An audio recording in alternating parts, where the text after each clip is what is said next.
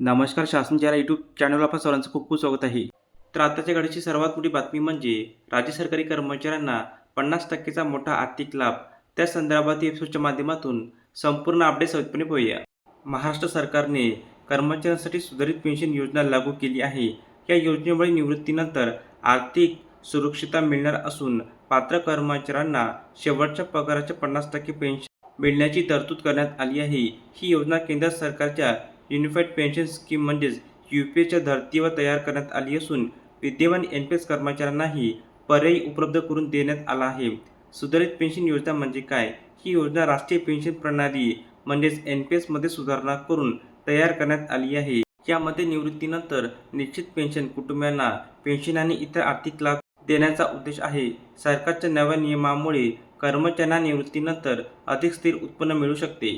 या योजनेचे प्रमुख वैशिष्ट्ये: पात्र कर्मचाऱ्यांना शेवटच्या वेतनाच्या सुमारे 50% इतकी पेन्शन, महागाई भत्त्यानुसार पेन्शनमध्ये वाढ होण्याची तरतूद, कर्मचाऱ्यांच्या निधनानंतर कुटुंबाला फॅमिली पेन्शनचा लाभ, निवृत्तीवेळी एक रकमी आर्थिक लाभाची सुविधा, आर्थिक सुरक्षितता वाढविण्यावर भर. कोणाला मिळणार लाभ? महाराष्ट्र शासनाच्या NPS अंतर्गत असलेल्या पात्र कर्मचाऱ्यांना योजनेत सहभागी होणे ऐच्छिक आहे. विद्यमान पात्र कर्मचाऱ्यांना निश्चित मुदतीत लेखी पर्याय देण्याची संधी उपलब्ध आहे. तर सर्वात महत्त्वाचं म्हणजे कर्मचाऱ्यांनी काय करावे?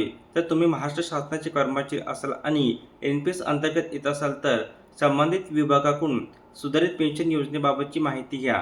योजना स्वीकारायची की नाही याचा निर्णय घेण्यापूर्वी पात्र, सेवा अटी आणि अधिकृत मार्गदर्शन सूचना काळजीपूर्वक तपासा. महाराष्ट्र सरकारची सुधारित पेन्शन योजना ही सरकारी कर्मचाऱ्यांसाठी महत्त्वाचा निर्णय मानला जात आहे.